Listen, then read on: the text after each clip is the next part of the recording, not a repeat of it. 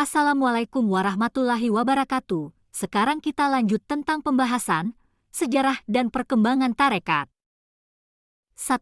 Bani Umayyah. Perubahan sosioekonomi dan politik dalam pemerintahan Bani Umayyah pada abad ketiga dan keempat adalah titik tolak pelancaran suatu aliran zuhud dan mengutamakan pembinaan ruhani dalam Islam oleh ulama-ulama setempat.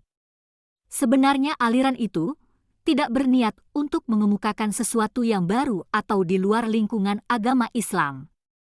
Mereka sebenarnya miris dengan perpecahan umat yang terjadi ketika itu dan merindukan suasana kehidupan yang murni seperti zaman Rasulullah Shallallahu Alaihi Wasallam.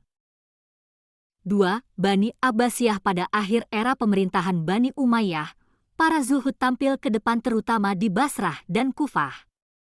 Di sanalah Hasan al-Basri dikenal sebagai penggerak sufi yang terulung. Pada masa pemerintahan Abbasiyah bangkitlah golongan-golongan sufi yang menggerakkan konsep-konsep keruhanian.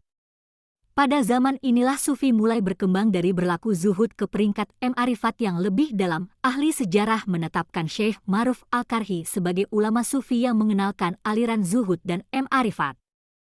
Konsep sufi ini diteruskan oleh Abu Sulaiman Ad-Darani dan Zunun al-Misri.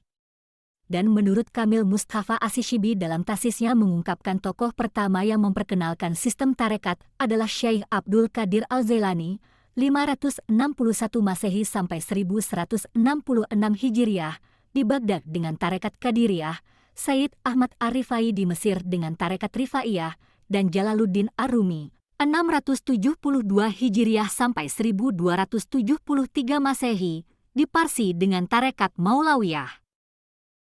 Kemunculan Imam Al-Ghazali juga menguatkan dan mendukung usaha pemikir-pemikir sufi. Beliau menerapkan ilmu tasawuf dalam pemikiran dasar ilmu tafsir dan selanjutnya menguatkan pengalamannya dalam tarekat. Menurut ahli sejarah, tarekat berkembang dari dua daerah yaitu Husaran, Iran, dan Mesopotamia, Irak. Pada periode ini mulai timbul beberapa di antara tarekat Yasafiyah yang didirikan oleh Abdul Al-Khaliq Al-Ghuzdawani.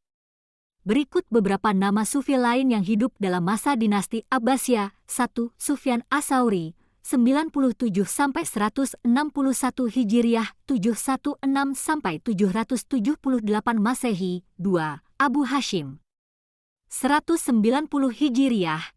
3. Rabi'ah Al-Adawiyah, 185 Hijriah sampai 801 Masehi. 4. Junaidi Al-Baghdadi. 5. Abu Yazid Al-Bustami, 874 Masehi. 6. Syabuddin Sahrawardi. 7. Al-Kusyairi. Pergerakan tarekat beredar luas pada masa pemerintahan Bani Abbasiyah telah menarik pengikut yang mempunyai latar belakang berbeda. Di masa Al-Ghazali, pada abad ke-6 dan 7 tarekat mencapai ekspresi yang lebih sistematik sebagai alat penyampaian sufi dan dengan ajaran sufistiknya yang berpegang pada kitab Allah dan sunnah Rasulullah. Dua faktor yang berpengaruh dalam perkembangan tarekat adalah para syaikh tarekat dan pengikutnya. Demikianlah uraian singkat tentang sejarah dan perkembangan tarekat. Jika video ini bermanfaat silahkan dibagikan ke saudara-saudara kita sesama muslim agar kita sama-sama saling menambah ilmu dan wawasan. Di video berikutnya kita akan bahas beberapa aliran-aliran tarekat yang berkembang dalam agama Islam. Sampai jumpa di video berikutnya. Terima kasih. Assalamualaikum warahmatullahi wabarakatuh.